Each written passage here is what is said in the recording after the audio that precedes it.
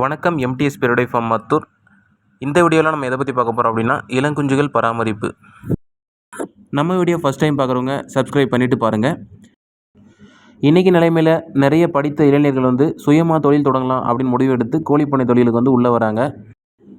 அப்படி ஆர்வத்தில் உள்ளே வர எல்லாமே பண்ணையை சக்ஸஸ்ஃபுல்லாக கொண்டு போகிறாங்களா அப்படின்னு கேட்டிங்கன்னா கண்டிப்பாக இல்லைன்னு தான் சொல்லணும். ஒரு பண்ணையை சக்ஸஸ்ஃபுல்லாக கொண்டு போனோம் அப்படின்னா அதுக்கு இளங்குஞ்சுகள் பராமரிப்பு ரொம்ப ரொம்ப முக்கியம். ஆரம்ப காலகட்டத்தில் எனக்குமே கூட இந்த பிரச்சனை இருந்தது. ஒரு 30-40 குஞ்சு பொரிக்குது அப்படின்னா அதில் ஒரு 10-15 கூட என்னால் காப்பாற்ற முடியாது. தினமும் 2 அல்லது 3 குஞ்சு இறந்துடும். காரணம் பார்த்திங்கன்னா ரெக்கையை தொங்க போட்டிருக்கும், ஜீரணம் ஆகியிருக்காது, பின்னாடி எச்சம் அடைச்சிருக்கும். இது எல்லாத்துக்கும் முக்கியமான காரணம்னு பார்த்திங்கன்னா ஜீரண கோளாறு தான். ரெண்டாவது பார்த்திங்கன்னா கிளைமேட் சேஞ்சு. இளங்குஞ்சுகளை இழப்பில்லாமல் காப்பாற்றி பண்ணையை சக்ஸஸ்ஃபுல்லாக கொண்டு போனோம் அப்படின்னா கண்டிப்பாக ப்ரூடிங் செட்டப்புக்கு மாறி தான் ஆகணும்.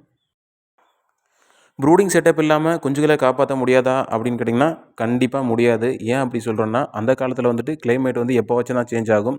மழை காலம்னா மழை காலம் தான் இருக்கும், வெயில் காலம்னா வெயில் காலம் தான் இருக்கும். ஆனால் இப்போ அப்படி கிடையாது. ஒரு நாளைக்கே 2 அல்லது 3 டைம் கிளைமேட் சேஞ்ச் ஆகுது. இதனால் என்ன ஆகுதுன்னு பார்த்தீங்கன்னா போதுமான அளவு வெப்பத்தை கோழிகளால் கொடுக்க முடியறதில்ல. போதுமான அளவு வெப்பம் கிடைக்காத காரணத்தினால்தான் கோழி குஞ்சுகளுக்கு ஜீரணம் ஆகிறதில்ல. ஜீரணம் ஆகாத காரணத்தினால்தான் ரெக்கை தொங்க போகிற பிரச்சனையும் வருது, பின்னாடி எச்சம் அடைக்கிற பிரச்சனையும் வருது.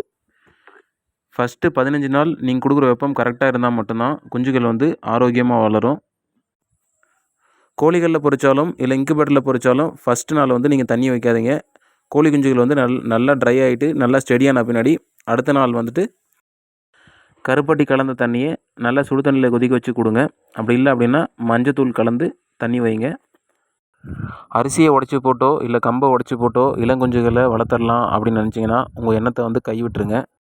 ஃபஸ்ட்டு 15 நாளைக்காவது நீங்கள் கம்பெனி தீவனம் கொடுத்து தான் ஆகணும். ஏன் அப்படி சொல்கிறேன் அப்படின்னா குஞ்சுகளுடைய ஜீரண மண்டலம் பார்த்திங்கன்னா ரொம்ப சாஃப்டாக இருக்கும். நீங்கள் போகிற அரிசியோ கம்பையோ அதனால் சீக்கிரமாக ஜீரணம் பண்ண முடியாது. அந்த ஜீரணம் ஆகாத காரணத்தினால தான் உங்களுக்கு அந்த ரெக்கையை தொங்க போகிற பிரச்சனையோ இல்லை இந்த எச்சம் அடைச்சிக்கிற பிரச்சனையோ உங்களுக்கு வரும். அந்த காலத்தில் நாங்கள் அரிசியோ கம்பையோ போட்டு நாங்கள் கோழி குஞ்சு வளர்க்கலையா நிறைய பேர் கேட்பீங்க. அந்த காலத்தில் வளர்த்திங்க அப்படின்னா முழுக்க வெளி மேய்ச்சல் விட்டு வளர்ப்பீங்க. வெளி மேய்ச்சலில் விடும்போது கோழிகள் தானாகவே கரையான், புழு பூச்சி இந்த மாதிரிலாம் குஞ்சுகளுக்கு பொறுக்கி கொடுக்கும்போது அது சீக்கிரமாக ஜீரணம் ஆகும். அது கூட அடிஷ்னலாக நீங்கள் அரிசியோ கம்போ கொடுக்கும்போது எதுவும் பிரச்சனை இல்லை. நீங்கள் முழுக்க அரிசியோ கம்பையோ கொடுத்தீங்க அப்படின்னா கண்டிப்பாக இந்த பிரச்சனைலாம் உங்களுக்கு வரும். இளங்குஞ்சுகளுக்கு கம்பெனி தீவனம் கொடுக்குறதுனால அதனுடைய சண்டையிடும் திறன் மாறிடுமா அப்படின்னு கேட்டிங்கன்னா கண்டிப்பாக அதனுடைய தன்மை மாறாது. இளங்குஞ்சுகள் வளர்வதற்கு தேவையான புரோட்டீன் கண்டென்ட் தான் இந்த கம்பெனி ஃபீல்டில் இருக்குது. கம்பெனி தீவனம் கொடுக்குறதுல எனக்கு இன்ட்ரெஸ்ட் இல்லை அப்படின்னு நீங்கள் நினச்சிங்க அப்படின்னா உங்களால் இயற்கையான முறையில் கரையான உற்பத்தியோ இல்லை உணவுப் புழு உற்பத்தியோ செய்ய முடிஞ்சோ அதை செஞ்சு கொடுங்க. முதல் 15 நாளைக்கு கம்பெனி தீவனம் கொடுத்த பின்னாடி நீங்கள் படிப்படியாக பார்த்தீங்கன்னா அரிசியோ இல்லை கம்பையோ நீங்கள் சேர்த்து அடிஷ்னலாக சேர்த்து கொடுக்கலாம்.